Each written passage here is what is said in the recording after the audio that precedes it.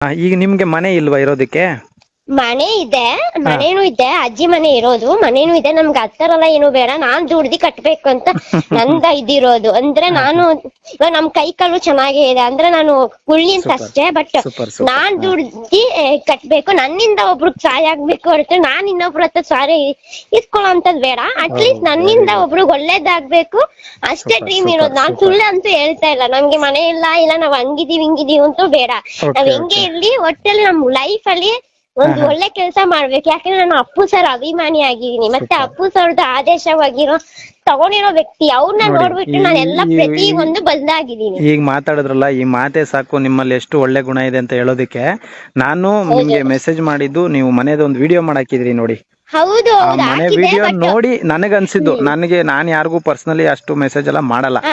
ನನಗೆ ಆ ವಿಡಿಯೋ ನೋಡಿ ಅನ್ನಿಸ್ತು, ನಾನು ಇವ್ರಿಗೆ ಏನಾದ್ರು ನನ್ನ ತಂಗಿ ತರ ತಿಳ್ಕೊಂಡು ಈ ಹುಡುಗಿಗೆ ಏನಾದ್ರು ಅಟ್ಲೀಸ್ಟ್ ಅವ್ರ ಮನೆಗೆ ಇರೋದಕ್ಕೆ ಒಂಚೂರು ವ್ಯವಸ್ಥೆ ಮಾಡ್ಬೇಕಂತಾನೆ ಮೆಸೇಜ್ ಹಾಕಿದ್ದು, ಬೇರೇನಿಲ್ಲ.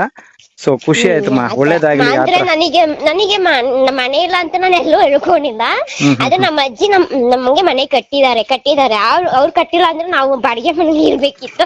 ಅವ್ರು ಕಟ್ಟಿರೋದು ಏನೋ ಇಲ್ಲ, ಇದು ಮನೆ ಸೋಳೋದು ಮತ್ತೊಂದು ಅದ್ ಹೆಂಗೆ ಇರ್ಲಿ, ಬಟ್ ಒಂದು ಗುಡ್ಸು ತರ ಏನೋ ಕಟ್ಟಿದಾರ, ಅದು ಓಕೆ.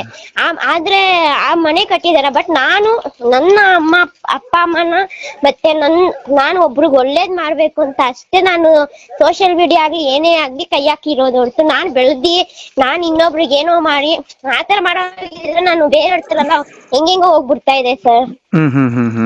ನನಗೆ ಆತರ ಮಾಡೋ ಅಂತದೇ ಸರಿ ಇಲ್ಲ ಸರ್. ನನಗೆ ಚಿಕ್ಕ ವಯಸ್ಸಿಂದನೂ ಒಂದೇ ಡ್ರೀಮ್ ಇರೋದು. ಯಾಕೆಂದ್ರೆ ನನಗೆ ತಂದೆ ಇಲ್ಲ, ನಾನು ಆಡ್ಕೊಂಡ್ ಬಂದಿದ್ದ ಹಾದಿಗಳು ಹಂಗಿದೆ. ನಾನು ಎಷ್ಟ್ ಕಷ್ಟಪಟ್ಟಿ ಒಬ್ರು ಪಲ್ಸಿದೆಲ್ಲ ಕೊಟ್ಟಿ ತಿಂದಿ ಆಡ್ದೋಗಿರೋ ಬಟ್ಟೆಗಳೆಲ್ಲ ಕೊಟ್ಟಿ ಇವಾಗ ಕೊಡ್ತಾರೆ, ನಾನು ಇಸ್ಕೊಂತೀನಿ. ವಾಪಸ್ ಬೇಡ ಅಂತಾನು ಹೇಳಲ್ಲ, ಇಸ್ಕೊಂತೀನಿ. ಯಾಕೆ ನಾನು ಇವಾಗ ಬೆಳ್ದಿದ್ದೀನಿ ಅಂತ ಹೇಳಿ ಇನ್ನೇನೋ ಆಗಿದೆ ಅಂತ ದುರಾಂಕನೂ ಬೇಡ. ನನಗೆ ಕೊಟ್ಟಿರೋದು ತಗೊಂತೀನಿ ಅಷ್ಟೇ. ಸೊ ಆ ಗುಣಗಳು ನನಗೆ, ಯಾಕೆಂದ್ರೆ ನಂಗೆ ಅಪ್ಪು ಸರ್ ಅಭಿಮಾನಿಯಾಗಿ ಅವ್ರ ಹೆಸರು ಉಳಿಸ್ಬೇಕಿಲ್ಲ. ಅವ್ರು ಹೇಳ್ಕೊಟ್ಟಿರೋ ದಾರಿಗಳು ಅಟ್ಲೀಸ್ಟ್ ನಮ್ಗೆ ಆಗೋ ಅಷ್ಟು ಮಾಡ್ಬೇಕು. ನಮ್ಗೆಲ್ಲಾ ಮಾಡ್ತೀವಿ ಅಂತ ಏನಿಲ್ಲ, ನಮ್ಗೆ ಎಷ್ಟಾಗುತ್ತೆ ಅಷ್ಟೇ ಮಾಡ್ಬೇಕು. ನಾನು ಅಮ್ಮನ ಹತ್ರ ಅದೇ ಹೇಳ್ತಿದ್ದಿದ್ದು, ಈ ಆಶ್ರಮಕ್ಕೆ ಒಂದ್ಸತಿ ಹೋಗ್ಬೇಕು, ಏನಾದ್ರು ಕೊಡ್ಬೇಕು ಅಂತ ನಂಗೆ ಹೇಳ್ತಿದ್ದೆ ನಮ್ಮ ಅಮ್ಮನ ಹತ್ರ. ಖಂಡಿತ ಬನ್ನಿ, ಯಾವಾಗಾದ್ರೂ ಬನ್ನಿ ಆಯ್ತಾ. ನಾನು ಹೇಳ್ತಿದ್ದೆ, ಬಟ್ ನಾನ್ ತೋರ್ಸಿದ್ದೆ ನಿಮ್ಮ ವಿಡಿಯೋ. ಅಮ್ಮ ಕೂಡ ನೋಡ್ತಾ ಇದ್ರು ಮುಂಚೆ. ನಾನು ಫೇಸ್ಬುಕ್ ಅಲ್ಲಿ ತುಂಬಾ ಬರ್ತಾ ಇತ್ತು, ನಂಗೆ ತುಂಬಾ ಇಷ್ಟ ಆಗ್ತಿತ್ತು ಒಂದೊಂದ್ ಮಾತು ನೀವು. ಮತ್ತೆ ಅಲ್ಲಿ ಕರ್ಕೊಂಬರೋದು, ಇವ್ರನ್ನ ಕರ್ಕೊಂಡ್ಬಂದು ನೀವು ಸೇವ್ ಮಾಡೋದು.